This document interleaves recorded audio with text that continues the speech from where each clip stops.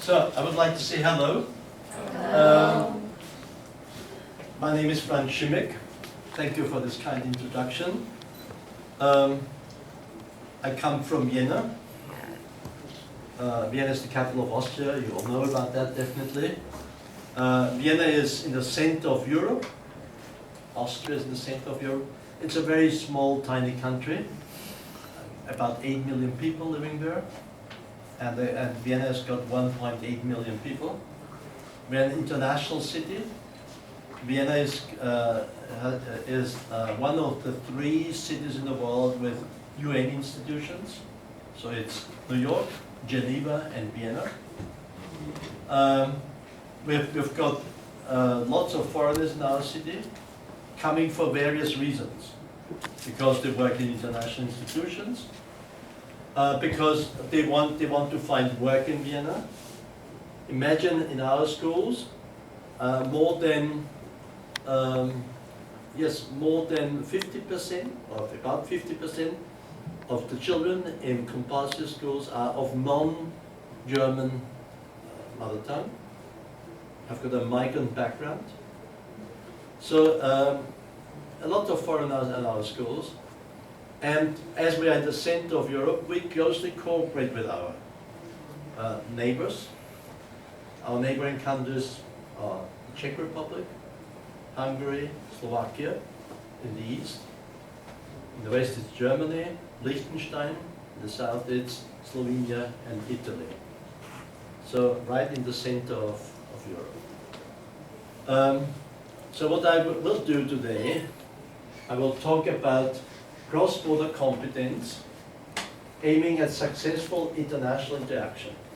We had a very interesting talk, preparatory talk at your office, and I will try to give you some background, what is important, what kind of competences a person must have. So we've got about 40 minutes. Whenever you've got a question, something it is rather complicated, something's rather theoretical, please interrupt me. I'm not worried about that. And I'm not telling you something, I'm just showing you something.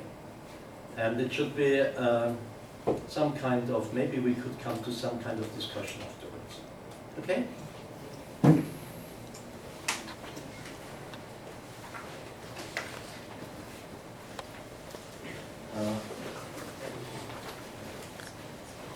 Oh yes, I have a start here, sorry about that. So that's us. I'm very honored to be at the NTNU. Okay.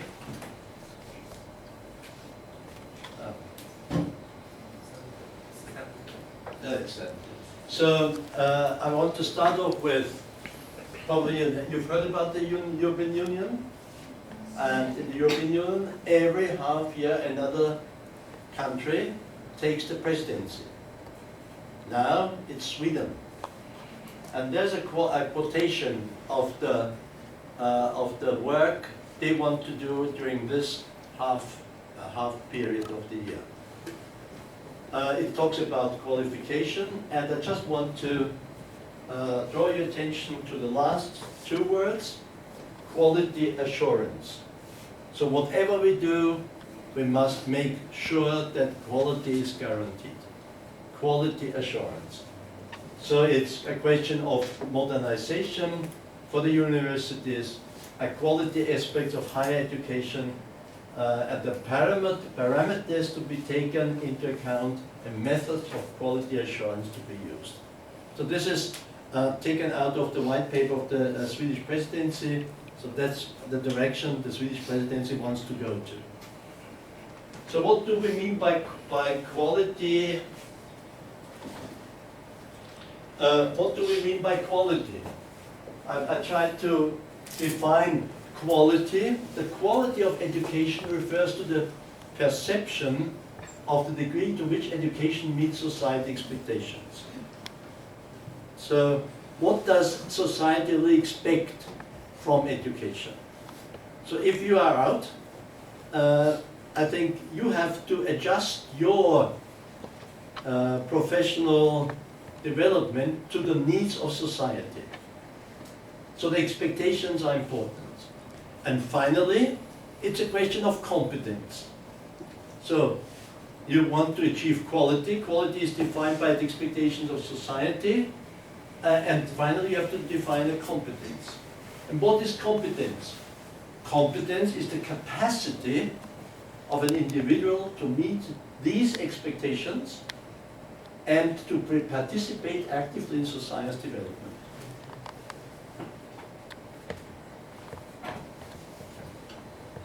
So, in this region around Vienna, we call the region Centro, we defined 5 competences, which are important. So we asked students, we asked managers, we asked people in the street, we asked pupils, what do you think is necessary for a person to be successful? It's communication, it's social competence, it's strategic competence, knowledge competence, and it's intercultural competence. So those are those 5 competences which are absolutely necessary. So I want to go into detail now. And now we worked out a framework. If you look at a person, if you look at you must have some knowledge, yeah? And you must, sure. Sorry. You must have some knowledge, and you must have some attitude, yeah? Some mindset. If you don't want to do it, you must have, you can have a lot of knowledge, but you're not successful if you don't have the attitude. You can also use the word motivation. And finally, you must have some interpersonal skills. You must be able to cooperate with another person. Interpersonal skills. So it's knowledge, attitude, and interpersonal skills. And if you look at those 5 competences, you can fill the boxes.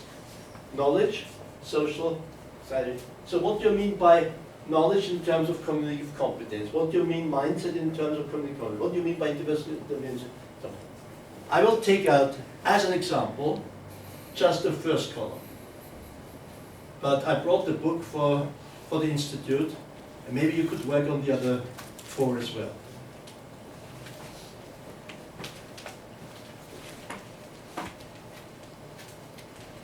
So, and we filled the boxes, and we had several references.